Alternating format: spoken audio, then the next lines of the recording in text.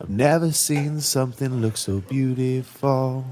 I've recently acquired this really cool melon form tea set, and it's marked Rideau plate. Rideau plate hand chased. A Rideau plate uses some form of a shell, or maybe it's a fern. I think it's a fern.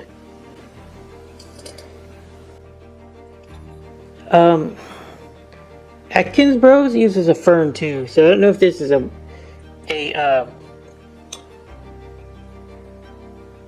line of Atkin brothers. It could be because Atkin is also very it's a very good company of plate. But I picked them up because they also have the Green Man, I think, and they also have like a bird form on the finial, or the spout. The finial is a melon, though. They're very pretty, hand chased. They're not silver. They're silver on copper, and the silver is a little bit worn, but it's not too bad. But you do notice that there is some light plate wear around the piece. Be careful with how often you guys let your silver plate get super tarnished, because if you don't polish it once in a while, it will start to form very nasty tarnish, and once you polish it, you'll still get like some plate thinning and these like ugly speckles. They're like dots that can like have a halo of a lighter surrounding area where it shows where the plate is worn the most by the tarnish. It's very bad. As for the value of this set, I would say $40 to $50 a piece. So I did pretty good on this set. It was pretty cheap. It was pretty cheap, but hopefully I can sell it. The market's been pretty rough lately. Everything is bad. Everything is bad, and tea sets are very extra purchase for most people. People don't need a tea set. They make nice gifts once in a while. Nostalgia, a bit of nostalgia to provide for some people, but they aren't like a necessary purchase or anything. What's necessary is the metal underneath the tea set. But this one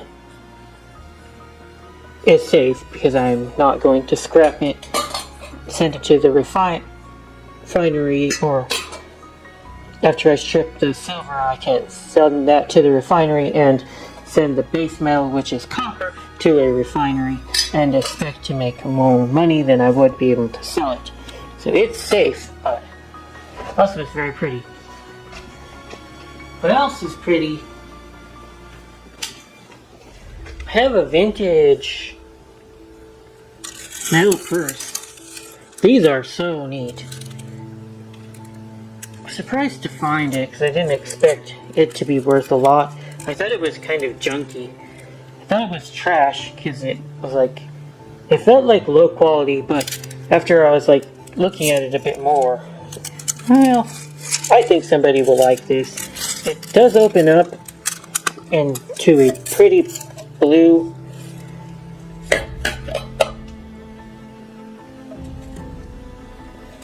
we've got very pretty blue felt inside, and it smells like mothballs. It smells very mothball-y. I want to do it again. I smelled it earlier. But I found one to sell for $90 on Etsy, so hopefully I can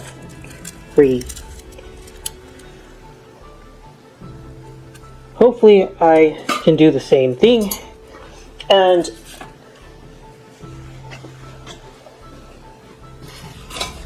I'm kind of sad about this because I wish I knew how to replate stuff, because I have this beautiful WMF ball, WMF, German, something metal fabric factory. I don't speak German, and it's a huge mouthful, but it's a very pretty bowl. I would say this is like mid-century modern, right, guys? Mid-century modern kind of stuff. Plate is worn on the inside, which really, really hurts its value. I mean, this really, really hurts its value. It's ugly, but it would have been pretty had it not been ugly. $40 piece in good shape. You're kind of hoping to sell it for half of that, if that. That becomes a $15 piece because of the plate wear on the inside. So if I learned how to replate things, it's very inexpensive. People do it with, the professionals use cyanide actually. So it's not like I can easily get cyanide.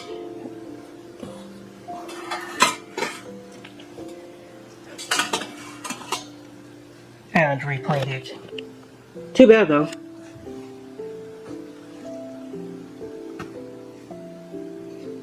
Sorry, I'm recording outside and there's kind of an echo here because my voice is bouncing off the walls.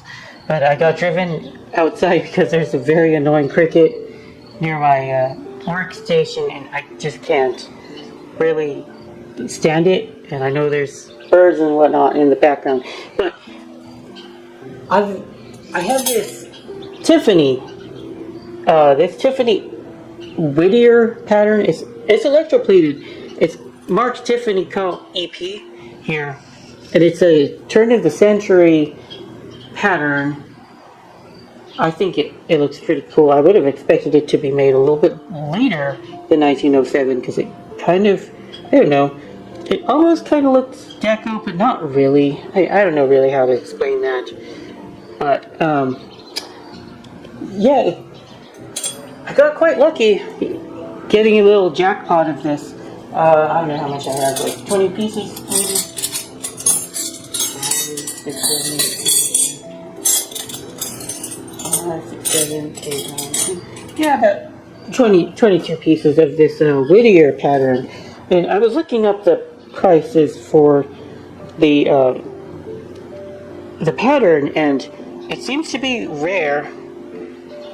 So we look up, I like to look up the competition here on eBay. People are asking around $30 to $50 a piece for Whittier. Oh, that's not.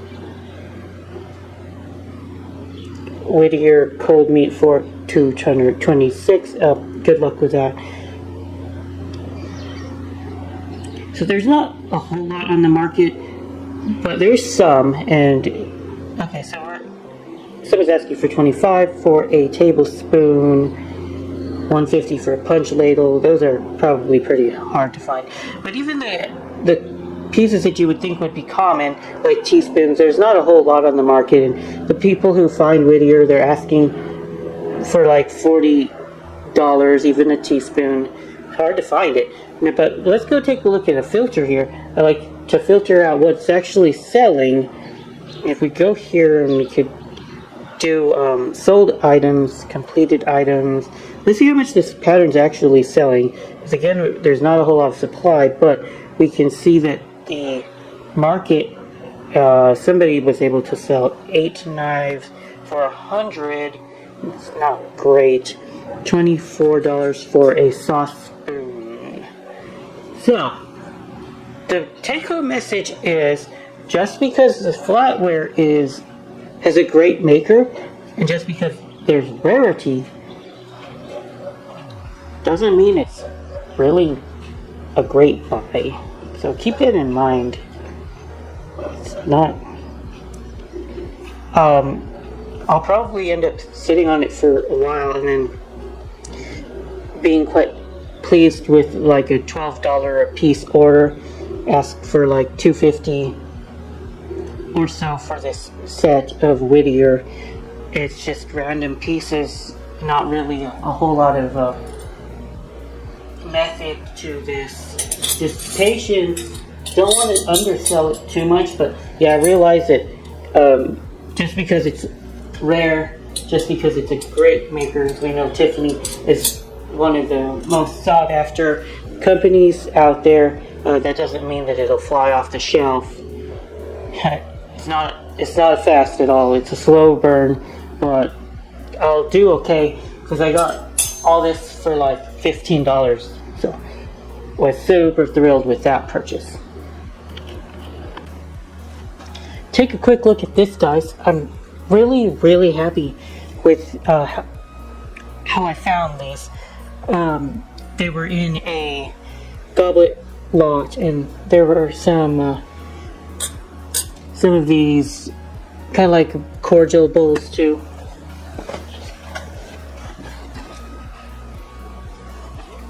Here, these are sherbet bowls actually. Sherbet bowls, a little bit too much of a bowl on the. Too much of a bowl shape to be like a goblet, but it's like a sherbet bowl. There were a couple of these, but this is the prize. And I was in like $40 for this lot. But look at this. They're Meriden Biko on these triangle bases, but the cool thing is that I was told that these are Knights Templar of Masonic Knights Templar. Hopefully the picture comes out good. And you guys can see the detailing of their crest here with the Teutonic cross. I could literally find one example of these existing online, and they sold in auction for $450 with 5 of the cups, but there was also a very beautiful picture that went along with it. So I don't know, it was in 2020 though, when before all the inflation and before we had like an increase in like collectible prices. I don't know, silver plate's not really a collectibles.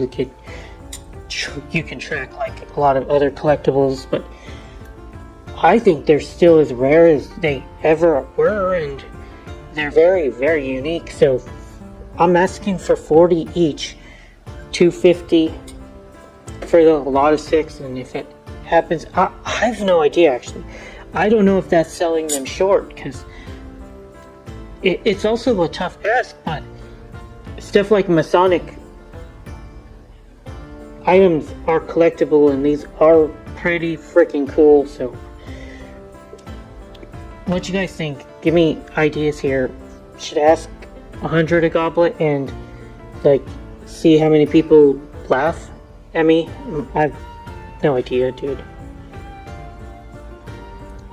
But it'd be nice to sell them for a good amount, because sales have been dead lately and silver prices cratered on me. So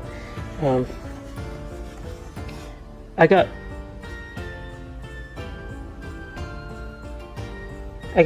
reserves and stockpiles of a little bit of cash, so I'll be fine, but it's been a little bit rough last month.